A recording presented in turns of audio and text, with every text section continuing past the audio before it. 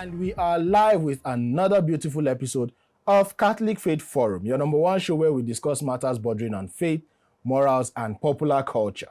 Today, we are talking about masculinity. There seems to be an agenda, these days against masculinity. And on second glance, you may find out that there are some arguments that support it. Today on the show, my guest and I will be looking at some of these issues and trying to better understand what modern times demand of us men. When we come back from this short break, we'll be meeting our guests and we'll be going straight into the discussion. In case you don't already know, my name is Chima and this is Catholic Faith Forum. Welcome back to the show. My name is Chima and this is Catholic Faith Forum. On today's episode of the show, we are discussing masculinity with a friend of the show.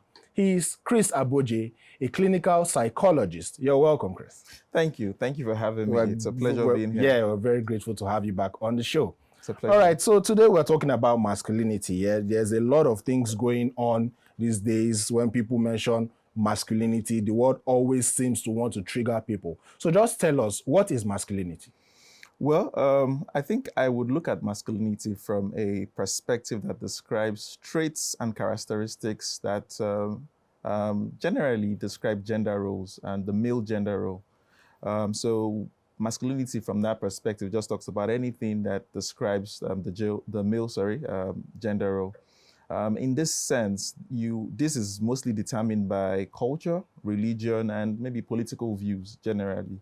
And this is also different from biological factors like the male reproductive system and the likes. Okay, so judging from your definition, yeah, what then is not masculinity? This is very dicey, because when you look at masculinity and femininity, it's usually on a dimension or a spectrum.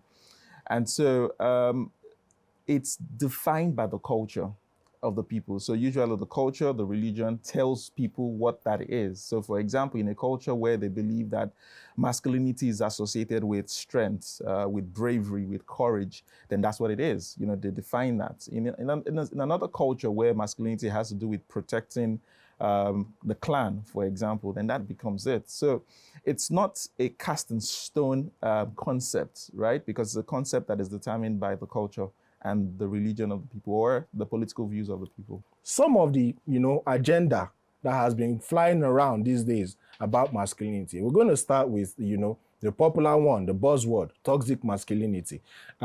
People have different opinions, different agendas about it. Some of them rooted in the fact that they don't want males to express feminine side and all of that. But what is toxic masculinity?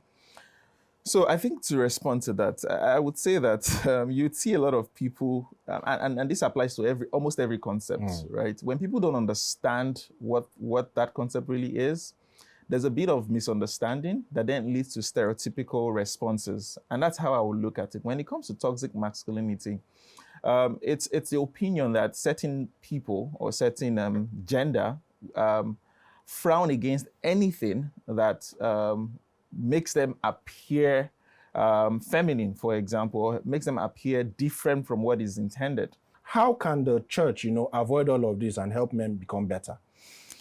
I think first, religion is a strong factor in the way of life, in the culture of After people. the government is religion. Exactly. Somebody might differ with you, but generally, religion is a significant factor. And I think that it depends on the religion you're talking about. And if you're talking about Christianity as a religion, I think rooted in the core of Christianity is the place of self-control, is a place of empathy, is a place of looking after people, taking care of people.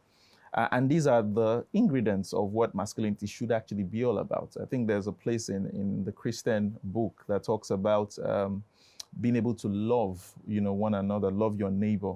And these are the essence of the core aspects of masculinity. Thank you so much for sticking with us up to this point in time. I mean, as a young man, I learned a lot from this discussion with our guest, Chris Abojei. Thank you once again for gracing us with your presence and sharing your insights on this topic. It's a pleasure. It's always a pleasure having you. If you would like to support the show, please visit the website showing on your screen right now. You can also send an email or call the phone numbers showing on your screen right now. Once again, thank you for being with us on this episode of the show. And until we come your way with another beautiful episode, keep being saints in jeans and shirts.